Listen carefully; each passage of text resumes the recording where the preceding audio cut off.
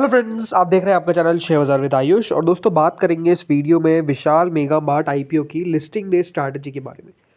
दोस्तों, आप सबको पता ही है कल विशाल मेगा मार्ट लिस्ट होता हुआ दिखेगा। तो किस प्रकार की लिस्टिंग हो सकती है, कितना ऊपर दोस्तों ये लिस्ट हो सकता है, या फिर क्या कुछ गिरावट भी देखने को मिल सकती है, सब कुछ जो भी क्वेश्चंस है वो क्वेश्चंस के आंसर आपको इस वीडियो में मिल जाएंगे। तो आप लोग वीडियो को देखिएगा पूरा ज़रूर। दोस्तों, विशाल मेगा मार्ट सबसे पहले जिनको मिला उन सबको कॉन्ग्रेचुलेशंस। 10 रुपये की इसकी फेस वैल्यू थी। अगर आपको आईपीओ मिला तो एक बात ध्यान रखिएगा, 78 रुपीज़ का आपका एक शेयर है। 190 शेयर्स कुल मिलाकर आपको एक लॉट में मिलते हुए नजर आए। अब देखिए, कोई भी आईपीओ की हम जब भी लिस्टिंग डे स्ट्रैटेजी की बात करते हैं, सबसे पहले तो हम आईपीओ पर आते हैं कि वो आईपीओ था क्या। तो देखिए, ये आईपीओ पूरा का पूरा, सबसे पहली बात तो एक बड़ा साइज़ का और एक पूरा का पूरा ओएफएस था, यानी ऑफर फॉर सेल।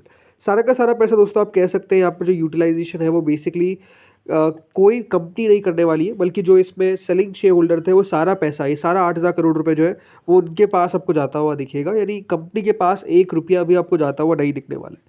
अब ओएफएस को देखिए, लार्जली होता क्या है ना कि पहली बात तो एक नेगेटिव माना जाता है। क्यों माना जाता है? बिकॉज ओएफएस का मतलब ये है कि दोस्तों, पहली बात तो कंपनी को पैसों की ज़रूरत नहीं है।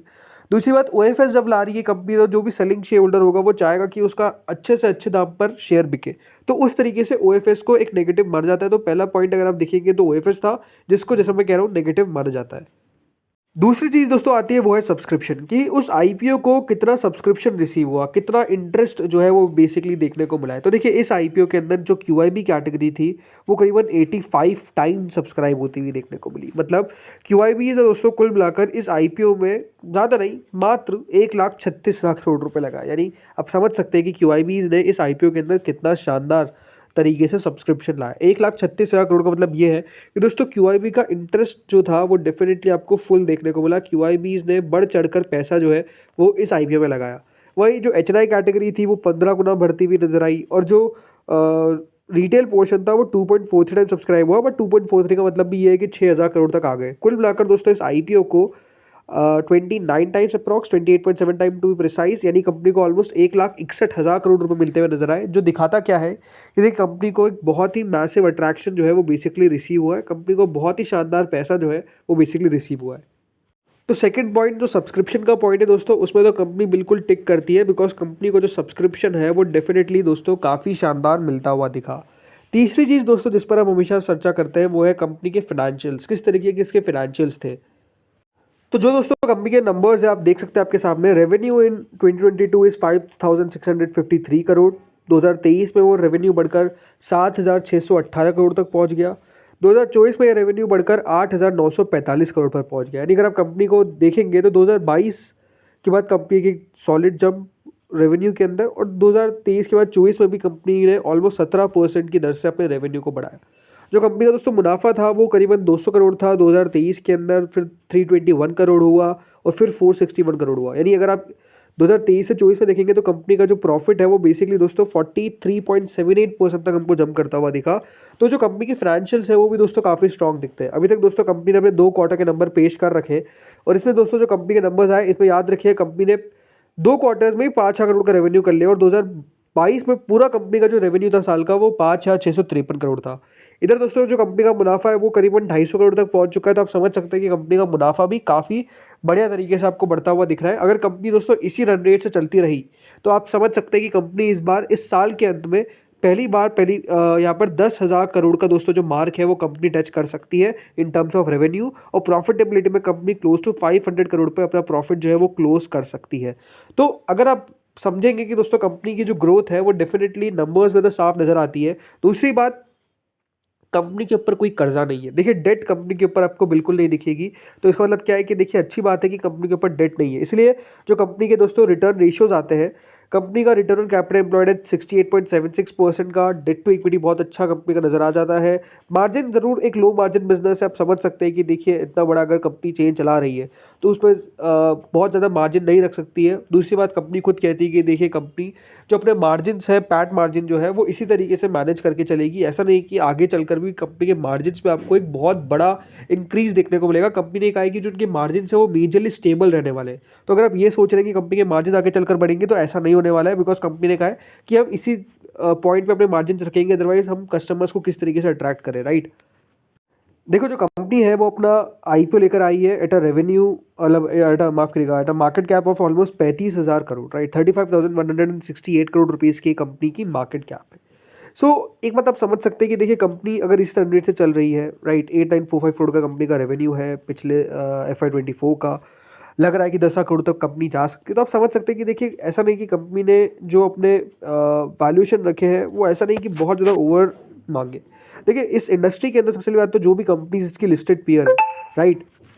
अब जो चौथा पॉइंट है वो वैल्यूएशन ही हम चर्चा कर रहे हैं, राइट। तो देखिए जो कंपनी की वैल्यूएशन है वो 69.19 का पीई कंपनी ने मांगा है। अब जो इसका पीयर है, पीयर लाइक एवेन्यू सुपरमार्ट्स और ट्रेंट, देखिए कंपनी ने अपनी आरएसपी में शो किया है कि एवेन्यू सुपरमार्ट और ट्रेंट उनके पीओज आ जाते हैं।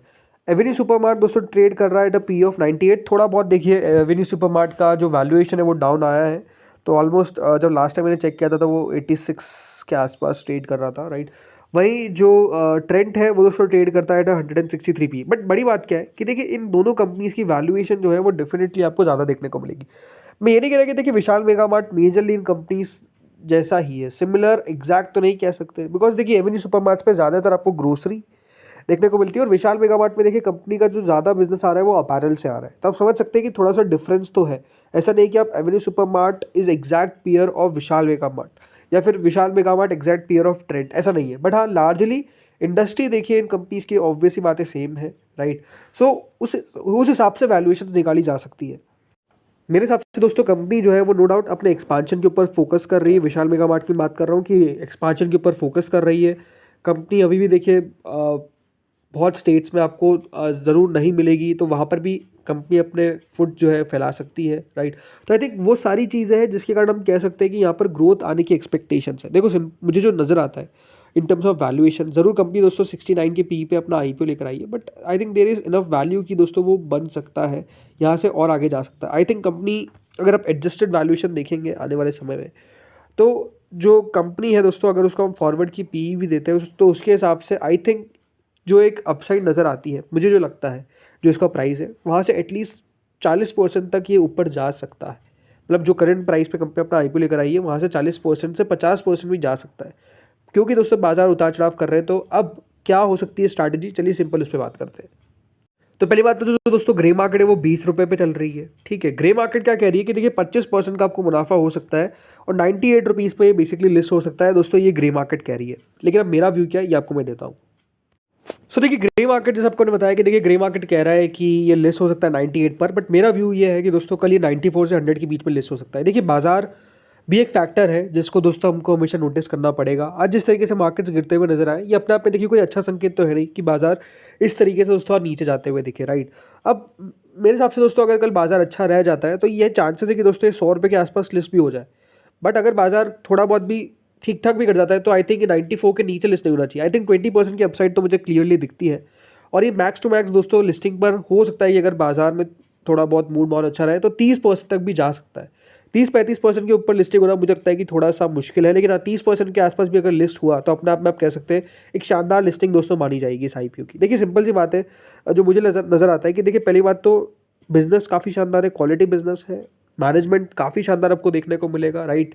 देखिए मैनेजमेंट ने ही तो इस कंपनी को देखिए बढ़िया किया है। ये बात ध्यान रखिएगा, एक समय ऐसा था जब विशाल मेगा मार्ट बैंकक्रप्ट हो गई थी, उसके बाद दोस्तों पी फर्म्स ने इसको एक्वायर किया, इस कंपनी को आगे लेकर गए, राइट। आज अगर आप देखेंगे तो 36,000 करोड़ के मार्केट कैप पे ये कंपनी हमको आती हुई दिख रही है। तो इसमें दिखाता है कि हाँ किस तरीके से ग्रोथ देखने को मिली, नो डाउट। देखिए कंपनी जिस कस्टमर को अट्रैक्ट करती है वो आपको समझना पड़ेगा कि मिडिल क्लास ग्रुप है। और आई थिंक मुझे लगता है कि देखिए आज भी हमारा देश ज़्यादातर आप देखेंगे तो मिडिल क्लास ही है, तो राइट। तो एक पॉइंट समझ में आना चाहिए, मिडिल क्लास और लोअर मिडिल इनकम ग्रुप के लोग ज़्यादा है। तो आई थिंक इस पूरी कंपनी को बहुत दिक्कत नहीं आने वाली। हाँ एक जो सेगमेंट नो डाउट थोड़ा सा चिंता देता है वो है ई कॉमर्स। कंपनी कह रही है कि देखिए वो खुद भी ई कॉमर्स में जाती हुई दिखेगी, राइट। बट अभी भी देखिए जिस तरीके से बाकी कंपनीज ई कॉमर्स कर रही है उससे इनके बिजनेस पे कितना इफेक्ट आता है वो एक अलग बात होगी। लेकिन अगेन क्योंकि वो मिडिल क्लास ग्रुप है और लोअर इनकम ग्रुप की कंपनी बात करती है, तो आई थिंक वो ई कॉमर्स भी कंपनी को उतना डैमेज नहीं कर सकता है जो मुझे नजर आता है। बाकी जिनके पास नहीं आया आई थिंक आप वेट करें। लॉन्ग टर्म का व्यू अगर आपका है तो ठीक है, बट अगर आपका व्यू शॉर्ट टर्म का है तो आई थिंक ज़्यादा आपको वेट ही करना चाहिए, ज़्यादा बेटर रहेगा। बाकी दोस्तों इस वीडियो में तो इतना ही था। होपफुली वीडियो आपको बढ़िया लगा होगा। आप लोग बताइए आपका व्यू क्या है, क्या आपको लगता है क्या ये लिस्ट हो सकता है अराउंड 100 या फिर 100 से नीचे लिस्टिंग देखने को मिलेगी? बताइए कमेंट सेक्शन में। इस वीडियो में इतना ही था। Thank you friends for watching this video.